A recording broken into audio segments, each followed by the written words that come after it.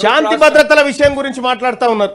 దాని గురించి national crimes record bureau లెక్కలు ఒకసారి చూస్తే వాళ్ళు చెప్తారు అధ్యక్ష, ఇవన్నీ రాష్ట్ర ప్రభుత్వానికి గతంలో వచ్చిన వాళ్ళకు వచ్చిన అవార్డులు అధ్యక్ష, అవి దాచిపెట్టి అనేకమైన అవార్డులు మాకు వచ్చినాయని చెప్తా ఉన్నారు అధ్యక్ష.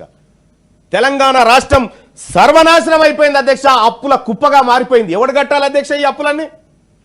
తెలంగాణ ప్రజలు కట్టాలి.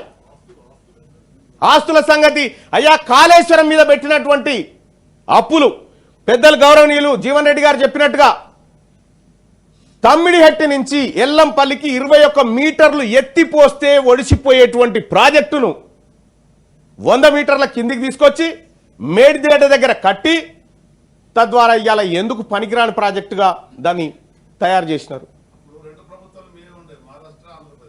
మహారాష్ట్ర ఆంధ్రప్రదేశ్ గురించి మాట్లాడతా అధ్యక్ష, మహారాష్ట్రలో ముంబైకి పోయి మహారాష్ట్ర ముఖ్యమంత్రితో కూర్చొని బిర్యానీ తిని తక్కువ లెవెల్కు నేను ఒప్పుకుంటున్నా అని చెప్పి ఈడ ఒంటెలతో ఊరేగించుకొని వచ్చినటువంటి గత పాలకుడు గత ముఖ్యమంత్రి కేసీఆర్ కాదా? మరి ఆ ప్రకారం తమ్మిడెట్కాడే ఎందుకు కట్టలేదని నేను అడుగుతా ఉన్నా అధ్యక్ష.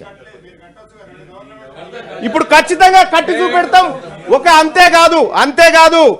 అంతేకాదు ఆదిలాబాద్ జిల్లాలో తమ్మిడిహెట్టి దగ్గర కడతాం, 2 లక్షల అదనపు ఆయకట్టును ఆదిలాబాద్ జిల్లాకి ఇస్తాం. ఆ తర్వాత ఎల్లంపల్లికి కూడా దాని ద్వారానే మేము పంపింగ్ చేస్తామని చెప్పి మేము గతంలో కూడా నిర్ణయం తీసుకున్నాం. కాంగ్రెస్ పార్టీ ఆ నిర్ణయాన్ని కట్టుబడి ఉంటుంది అధ్యక్ష. నీటిపారుదల రంగం కొత్తగా